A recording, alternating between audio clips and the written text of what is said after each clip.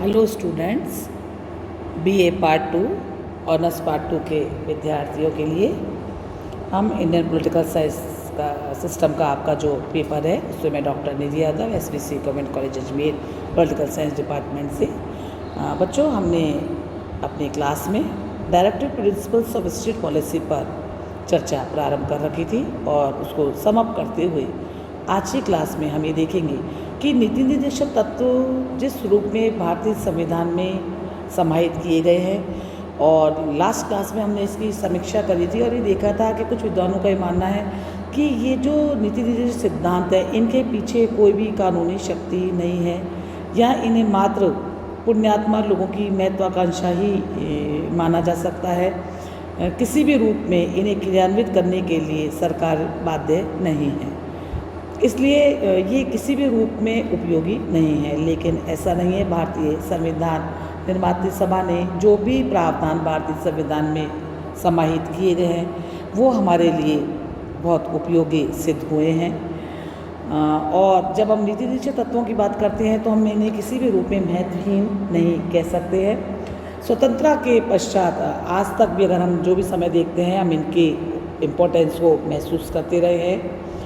अगर हम देखें तो ये हमारे लिए एक मोटिवेटिंग हाई गोल्स के रूप में रहे हैं, जिन्हें हम ऊंचे लक्ष्य या गोल के रूप के अंदर दे सकते हैं, जो हमको किसी न किसी रूप में राज्य को प्रेरणा प्रदान करते रहे हैं। और ये ऐसे लक्ष्य के रूप में इन्हें बताया गया है जो कोई भी सरकार और कोई भी राज्य उन तक पहुंचना चाहेगा या उनको पाना चाहेगा। और इस संबंध में डॉक्टर अम्बेडकर ने संविधान सभा में कहा भी था कि यदि कोई सरकार इनकी अवहेलना करेगी तो निर्वाचन के समय मतदाताओं के समक्ष उसको उत्तर देना होगा। तो हम ये देख सकते हैं कि नीति निर्देशक जो सिद्धांत हैं ये संविधान की प्रस्तावना का विस्तार ही है। जब हमने आपको संविधान की प्रस्तावना पढ़ाई थी तो बताया था कि संविधान की प्रस्तावना में जो मूल संविधान के उद्देश्य है ये संविधान के द्वारा संविधान निर्मात्री सभा जिन लक्ष्यों, उद्देश्यों, स्वप्नों को साकार करना चाहती है उनका जो मूर्त रूप है वो नीति निर्देशक तत्वों के रूप में बताया गया है। और एक सामाजिक, आर्थिक और राजनीतिक न्याय की जो आकांक्षा हमारे संविधान निर्माताओं की थी कि जिस रूप में वो समाज के सभी तबकों में समानता लाने का प्रयास या संकल्प कर रहे थे, साथ ही साथ लोक कल्याणकारी नीतियों और कार्यक्रम के बारे में जो विचार कर रहे थे, तो हम ये नहीं कह सकते हैं कि नीति निर्देशक सिद्धांत सारहीन है। वास्तव में अगर हम देखें तो इन्हें हम एक मोटिवेटिंग हाई गोल्स के रूप में देख सकते हैं। साथ ही साथ नीति निर्देशक तत्व राज्य और नागरिकों के लिए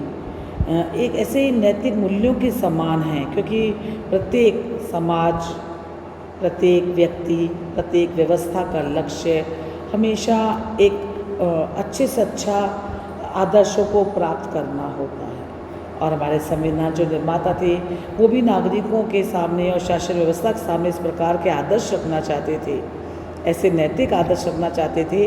जिन्हें व्यवहारिकता प्रदान करने के लिए आने वाली सभी पीढ़ियां अपने कर्तव्य के रूप में इसको स्वीकार करेगी। तो हम ये भी कह सकते हैं कि हमारे जो मॉरल आइडियल्स हैं गवर्नमेंट और पीपल के, जो हमारी जनता के सामने जो हैं, उस रूप में भी नीति निर्देशक तत्व हमारे लिए महत्वपूर्ण है। साथ ही साथ कई बार नीति निर्देशक तत्वों की आलोचना यही कही जाती रही कि इनके पीछे कोई वैधानिक शक्ति का अभाव है, जबकि वास्तविक रूप में हम देखते हैं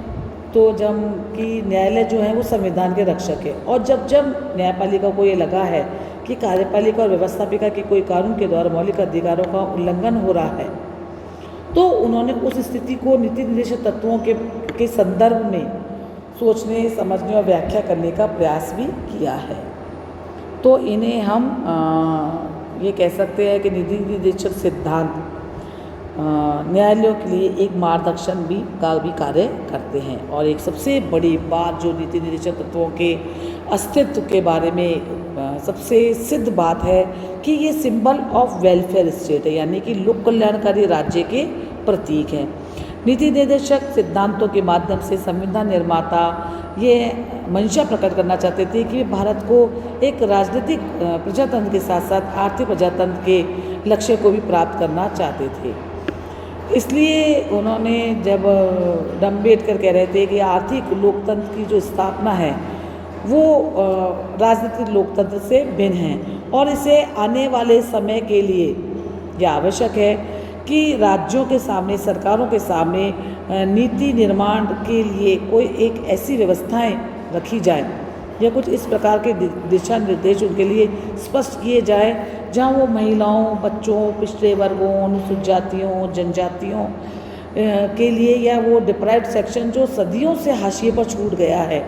इन समाज के इन उपेक्षित वर्गों को विकास की मुख्य धारा से जोड़ा जा सके। तो इस रूप में हम देखते हैं तो नीति निर्देशक सिद्धांत हमारे लिए एक महत्वपूर्ण लोक कल्याणकारी राज्य के सिंबल के रूप में हमारे सामने आते हैं। साथ ही साथ एक प्रमुख विचारक या संविधानवेत्ता के जो संविधान के जानकार है दुर्गादास बसु, उन्होंने भी निर्देशक तत्वों के संबंध में कहा था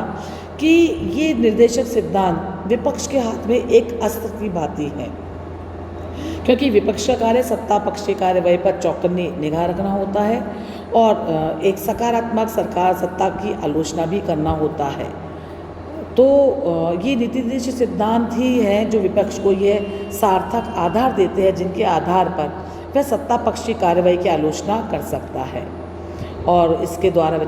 जन सामान्य को सचेत और जागरूक भी बना सकते हैं। साथ ही साथ हम निष्कर्ष के रूप में ये भी कह सकते हैं कि ये नीति निर्देशक सिद्धांत भारतीय जनता की आकांक्षाओं के भी प्रतीक है, क्योंकि हमने हमारे संविधान को अपने आप यानी जन सामान्य को समर्पित कर रखा है और जब हमने संविधान को जनता के प्रति सामान्य को समर्पित कर दिया है तो इसके लिए कोई वैधानिक बाध्यता की आवश्यकता नहीं है। यदि प्रजातंत्र को सच्चे अर्थों में कार्यशील है तो जनता, और यदि जनता अपने अधिकारों के प्रति भी सजग और जागरूक है तो वह किसी भी सरकार को बाध्य कर सकती है कि वे नीति निर्देशक सिद्धांतों की अनुपालना करे और अगर वो ऐसा नहीं करेंगे तो उसे सत्ता से हटा भी सकती है। तो हम ये कह सकते हैं कि नीति निर्देशक सिद्धांत का जो भाग 4 है वो बहुत एक मुख्य संविधान का एक मुख्य भाग है जिसे हम किसी भी रूप में अनावश्यक या निरर्थक नहीं मान सकते हैं। साथ ही साथ यह भी हम जानते हैं कि नीति निर्देशक जो सिद्धांत है ये कोई एक पर्टिकुलर एक राजनीतिक विचारधारा पर आधारित नहीं है, अपितु ये समग्र रूप से सामाजिक आर्थिक विकास के लिए प्रतिबद्ध है। तो अब